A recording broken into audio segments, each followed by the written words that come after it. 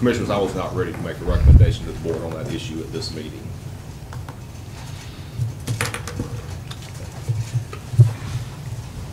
Item 7, Commissioners. Inform the board that the Department of Air Force mailed a copy of a notice, the 1st Special Operations Wing under Air Force Special Operations Command at Hurlburt Field near Pensacola, the developing landing zones at remote sites on non-military property. The landing sites will be for CV-22 Osprey planes, which are the kind of planes that can rotate the props so that they can land like a helicopter. Alan has reviewed the documents, and of the 13 proposed landing zones for the Apalachicola National Forest, only one is in Franklin County, and it is on the west side of State Road 65. There are no proposed landing zones in Tate's Hill Forest. A map is attached to your agenda packet. Yeah, I got a small map just for the whole county. There was a bunch, there's 13 zones in this proposal. 12 of them are up here in Liberty County. One is on the west side of 65 way over here. And it's in the, actually it's in the National Forest, so it's, so somewhere up in here, I'm not sure. It's about 400 feet off the west side of Highway 65. It's in a site that's already been cleared off, and I don't know, it used to have a house on it. I'm not sure why it's clearing, it's already been. I noticed it. I was looking at it, it looked like it was in the WEA over there, so. Yeah, I'm not, they said National Forest, but I wasn't sure if it really was. That's probably for your information. Item 8, the exposure D classification requires that mobile homes placed within 1,500 feet of the shoreline be built to a higher standard, which results in a more expensive mobile home.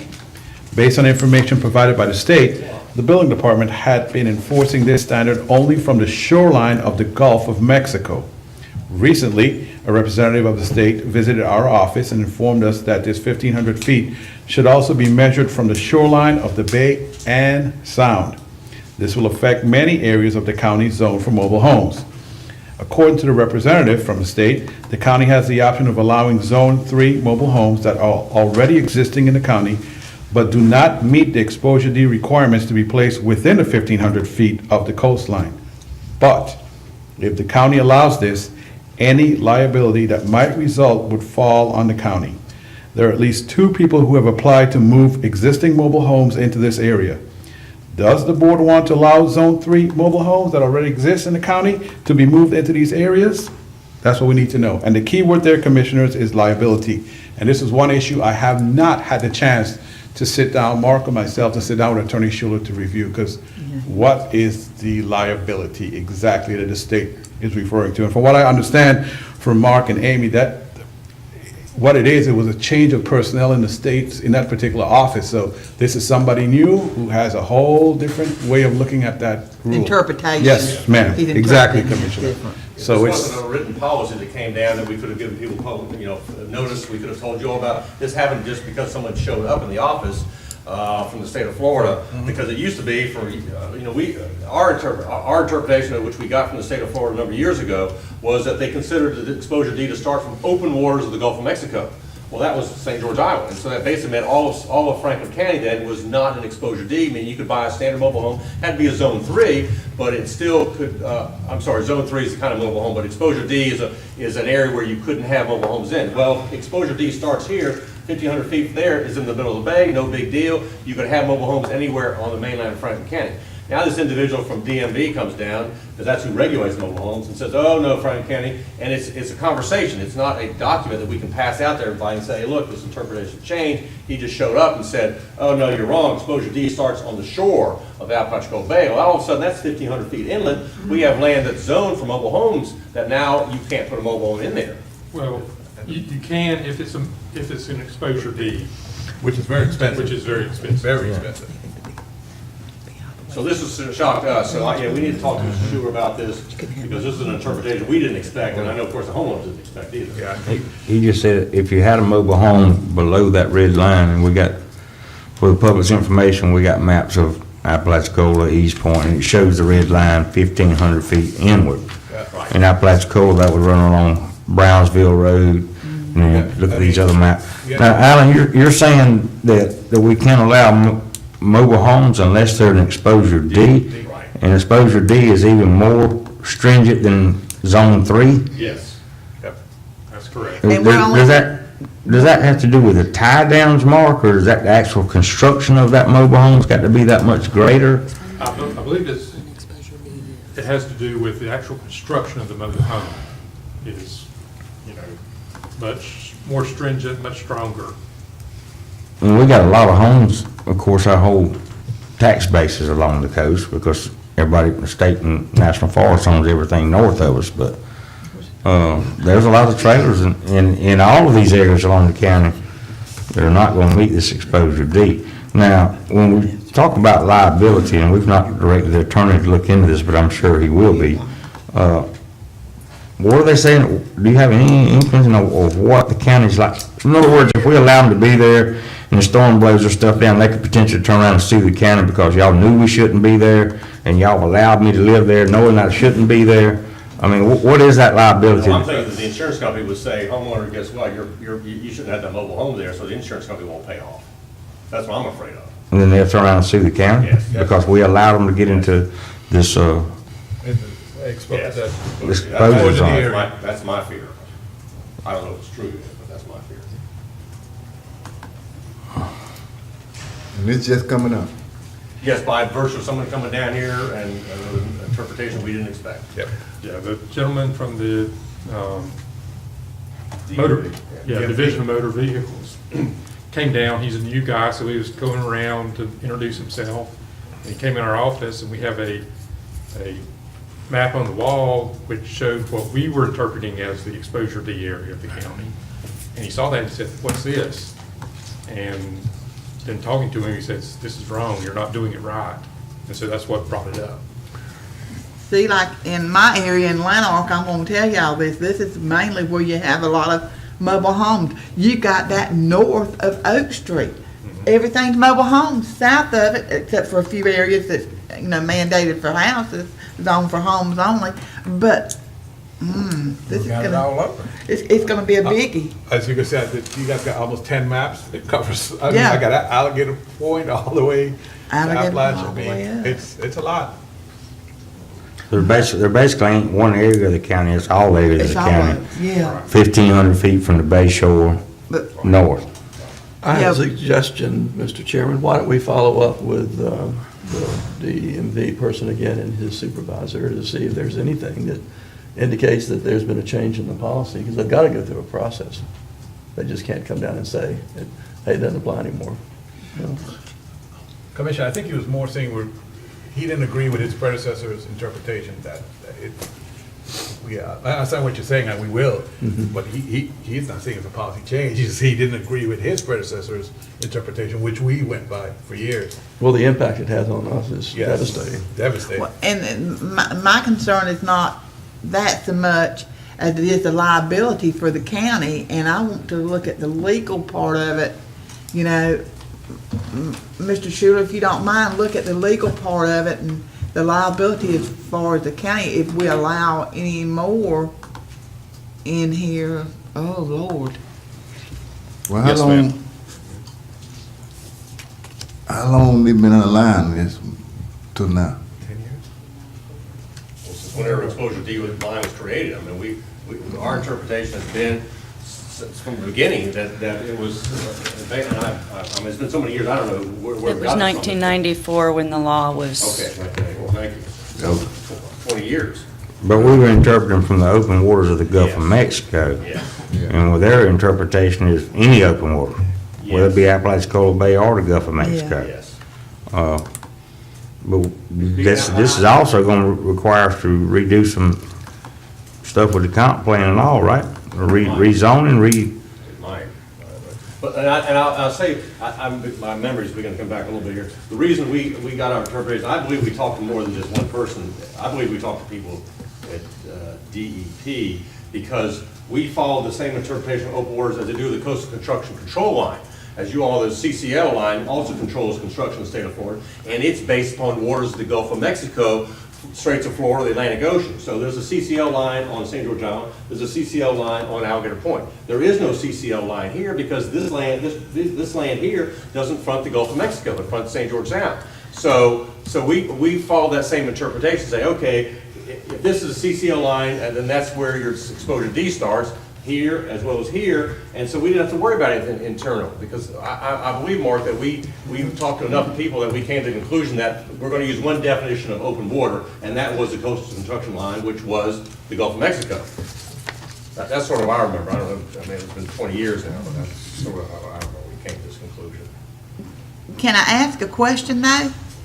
It says the county has the option of allowing Zone 3 mobile homes that are already existing in the county, but do not meet the Exposure D requirements to be placed within 1,500 feet of the coastline. But if the county allows this, any liability may result and fall on the county. How about the mobile homes that are already there that Zone 3, but does not meet the D? I mean, they're basically saying, if you don't get them up to the D, I call it 3D, but if you don't get them up to the D, then Franklin County, the responsibility is gonna be lying on you. So, I mean, you got a lot. I would interpret that as those were permitted, you know, we thought We're doing the right thing. we're doing the right thing, and that they're there and they're grandfathered in. Yeah. The issue is allowing more of this to come forward as we've been made aware of that we've not been looking at it right, which to me then comes to liability, that you've been notified that what you're doing is wrong. If you continue to do that, then you're basically assuming liability on that. Exactly. Now, like I said, I don't think the attorney's been made aware of it, and he needs to look at that for us and come back with a recommendation on how we proceed. Asking these people to move is gonna be, you know, where they gonna move to begin with, who's gonna pay for it. But should we continue to allow this to happen now that we've been made aware of that? And I think that will put us in a spot of liability. But I'd like to make a motion that the attorney look over this and come back and advise the board. And, you know, Alan, you may want to be involved too, because are we getting now the correct interpretation, or is it really, like you said earlier, as we determined an interpretation was relayed to us from the coastal construction line forward? So we need to clarify that what's been told to Mark and our planning staff, that is gonna be the letter of the law, and then we need to work with the attorney here to see what our liabilities are and which way we should proceed, and come back to a recommendation to this board, and that'll be my motion. Second with discussion. Yes, sir. Yeah, I wanna find out which one of them fellas was right. We know which one was right. I mean, I call these people move. yeah, we've been dealing with it for 20 years, and the previous one says, okay, now he come in here. I don't know whether he trying to make him some stripes or what, but I wanna find out who, you know, let's try, but surely y'all try to find out which one is, Yes, what sir. is what, which one is right. Which one of them roads do you want to put on, ma'am? Pardon me? Which one of these, where the aerial's pointing here, is the road you want to put on? The lot? The trailer that's proposed for relocation is Mike and Jessica Owens' trailer. They're currently at Gulfview, and they wish to be relocated onto 10th Street and East Point. Both properties lie in the Exposure D zone. But when the trailer was originally permitted and allowed to move into the county, it was aided through Wind Zone 3. Okay? What I propose is a solution for the county and for the Owens family, that if you grandfathered them in and they agree to meet total compliance for the Exposure D tie-down foundation procedure, okay?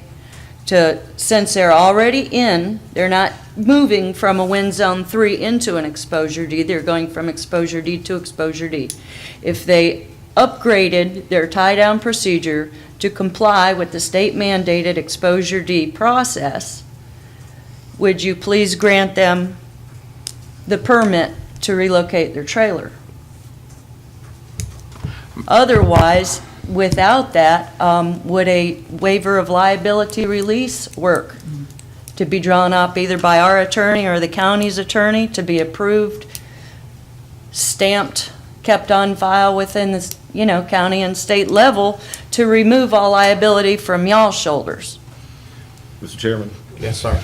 may I ask you a couple of questions? Certainly. Just, not being disrespectful to the board, I need more Yeah, information yeah, than go she's ahead, already given. me. Yeah.